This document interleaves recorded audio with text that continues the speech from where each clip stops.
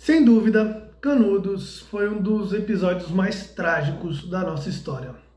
E se você não conhece, fica aí que eu vou te contar. Esse é o canal História Explicada.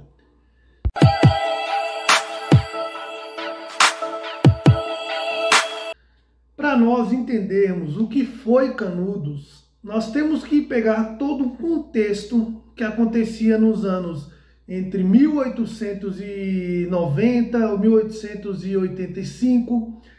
Primeiro, nós pegamos no Nordeste a degradação dos engenhos, o fim da escravidão e o início de uma república. E principalmente no grande fato da seca de 1878, que só no Ceará, matou mais de 100 mil pessoas. Em meio a esse caos, em meio a esse clima horrível que o nosso país vive, o Nordeste vivia, o Nordeste vivia, surge Antônio Conselheiro, ou como o nome dele mesmo, né? Antônio Vicente Mendes Maciel. E ele tentou ser professor, não conseguiu.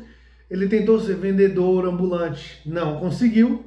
Então ele se tornou um nômade. Ele acabou vagando por aí, sem rumo pelo Nordeste, principalmente ali no sertão da Bahia, né, onde fica a região de Canudos.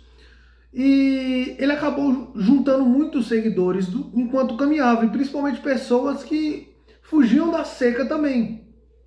Então ele acabava fugindo dessa seca, né? As pessoas. E só durante essa caminhada, até em 1890, ele já tinha mais de 8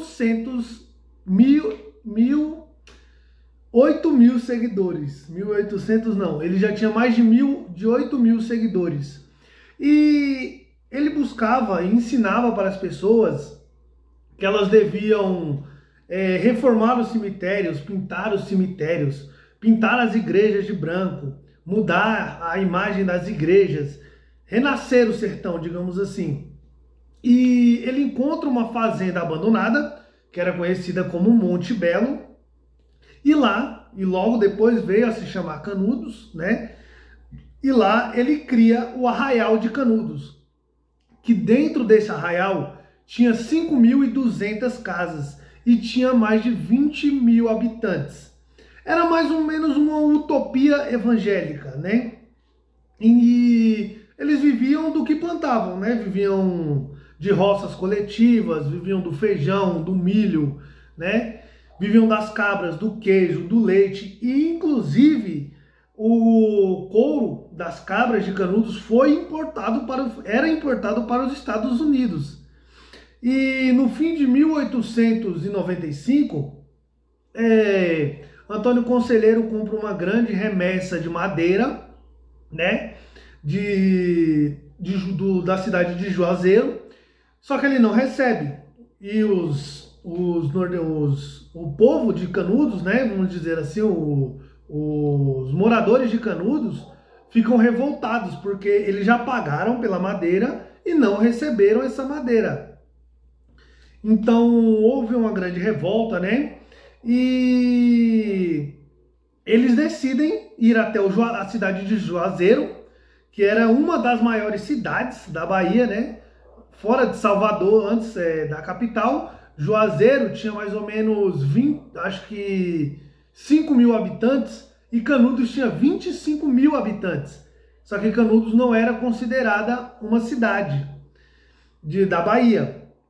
Então eles decidem ir até Juazeiro pegar essa madeira, e o prefeito, a elite de Juazeiro fica revoltada. Nossa, como é que eles vão pegar a madeira que eles já pagaram? Não é assim que funciona.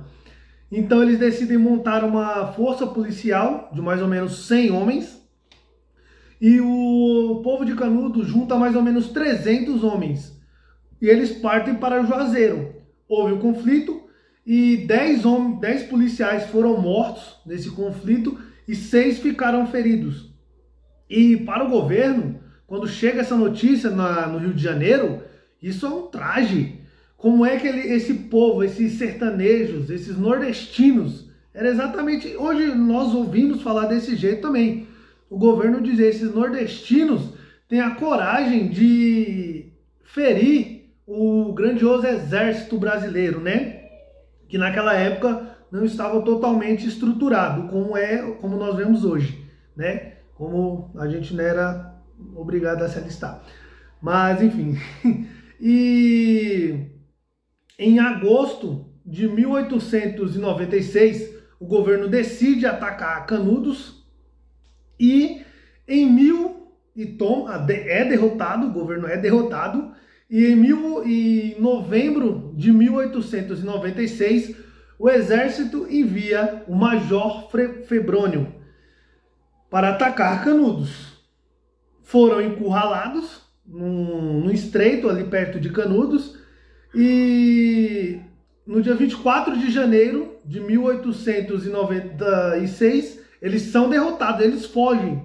O Major Febrônio tinha mais ou menos ali uma base de 563 homens. E eles foram encurralados e fugiram dos sertanejos, deixando as armas. Ou seja, eles armaram Canudos, o governo armou Canudos. Assim como o governo pagou para o Lampião enfrentar o governo inconstitucional da época, e Lampião descobre que a patente dele de capitão não ia ser válida e os crimes deles não iam ser perdoados, eles pegam as armas e se armam contra o governo. O Neto usou o sistema contra o próprio sistema.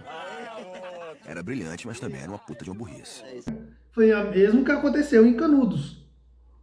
E vendo essa derrota humilhante, a segunda derrota humilhante em Canudos, o governo decide mandar um coronel do exército conhecido como Moreira César, né? O presidente Prudente de Moraes, que já estava sendo chamado pela oposição e pelos jornais de o presidente prudente demais, porque já não estava fazendo nada, ele decide mandar o coronel Moreira César, que já vinha comandado outras lutas do exército contra a armada, contra a marinha, contra a revolta da marinha, que o exército acabou com a revolta da marinha, e contra a revolta em Florianópolis, né, que esse coronel manda fuzilar mais de 49 pessoas, assim, a queima-roupa mesmo, ele apoiando, né, o governo do atual governador, né, o presidente Floriano Peixoto.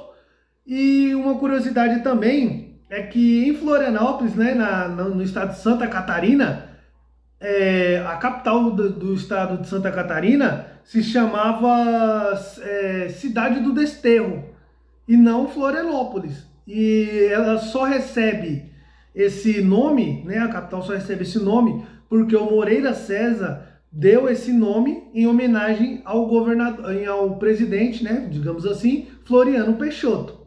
Mas isso é apenas uma curiosidade, né? E ele parte do Rio de Janeiro com mais de 1.500 homens, 15 milhões de cartuchos e 6 canhões Krupp. Só que tem um fato muito engraçado, muito curioso também, é que o coronel Moreira César, assim como eu, ele era epilético. E ninguém imaginava. Ele era epilético, alguns sabiam, claro. E chegando em Canudos, né, eles demoraram um pouco, chegaram em Salvador, até chegar no interior, que era onde ficava Canudos, eles demoraram um pouco. E em março de 1897, eles chegam em Canudos. Só que no dia do ataque, ele disse assim: nós vamos almoçar em Canudos. E na hora do ataque, ele tem um ataque epilético. E o ataque teve que ser cancelado por algumas horas. E depois ele descansou, tal, se recuperou. E depois, voltando, né, ele teve um segundo ataque. Dessa vez falando metaforicamente, né? E ele disse que não precisava nem atirar nos sertanejos, né? E eles decidem entrar em Canudos, né, com todo aquele armamento, 15 milhões de cartuchos, 6 canhões Krupp, que eram os canhões alemães, né, os famosos canhões Krupp importados da Alemanha. Eles decidem entrar em Canudos e decidem varrer a população de Canudos. Perdem. O povo de Canudos se escondia tão bem entre as ruas, entre as ruelas de Canudos, né, entre os barracos, que o governo, as forças do governo foram dizimadas. As forças do governo não sabiam nem para que lado correr. E vendo isso, né, o Prudente de Moraes fica envergonhado, né, porque já é a terceira derrota que o governo sofre em Canudos, né? Como diziam os jornais, né? O governo republicano, a nova república, sofre pesadas derrotas para um sujo monarquista, porque o Antônio Conselheiro, ele era monarquista. Ele não aceitava a separação da igreja e do Estado. Ele não acreditava no Estado laico, ele acreditava no Estado religioso. E eu também concordo, mas não interessa. E mantendo assim, eles foram até Canudos, né? E depois dessa derrota, o Prudente de Moraes decide enviar o próprio marechal da guerra, o Marechal Carlos Bittencourt. E junto com ele foi o jornalista que trabalhava na época para o estado de São Paulo, o Euclides da Cunha. E eles foram até Canudos. E um fato muito, muito interessante que eu acho que quase nenhum de vocês sabem é que uma força de São Paulo, que hoje nós conhecemos, as Rondas Ostensivas Tobias de Aguiar, foram enviadas para Canudos. No caso, acho que vocês não conhecem, né? As Rondas Ostensivas Tobias de Aguiar é a rota. A rota foi enviada para Canudos. E no dia 22 de setembro de 1897, o Antônio Conselheiro morre de disenteria. Canudos decide se render, só que Canudos é dizimada, principalmente por um canhão colocado no alto de um morro, que eles apelidaram de a Matadeira, né? Eles dizimaram Canudos, eles dizimaram toda a população de Canudos, que na época era 25 mil pessoas, e as Rondas Ostensivas ajudaram contra... Uns dizem que é revolta, outros dizem que não. Eu vejo que não foi uma revolta, mas a minha opinião agora não importa. E as Rondas Ostensivas também participaram, né, dessa derrubada desse governo, dessa utopia evangélica, né, como chamavam. E assim Canudos cai, mas o Euclides da Cunha viu que aquilo não era uma luta contra revoltosos, era uma luta de uma elite social branca, uma elite social rica, branca não, né? Rica, uma elite social do governo, onde o governo só liga para as capitais, só liga para aquilo que dá o dinheiro, só liga para as regiões de onde sai o lucro do país. E uma luta de classes, uma luta de um povo que aprendeu a sobreviver sem o governo e uma luta de um governo que queria sugar daquele povo. E assim nós vemos e nós vivemos desse jeito hoje. E esse foi o vídeo, né? Foi bem rápido. Espero que vocês tenham gostado. E já curte, compartilha e até o próximo vídeo.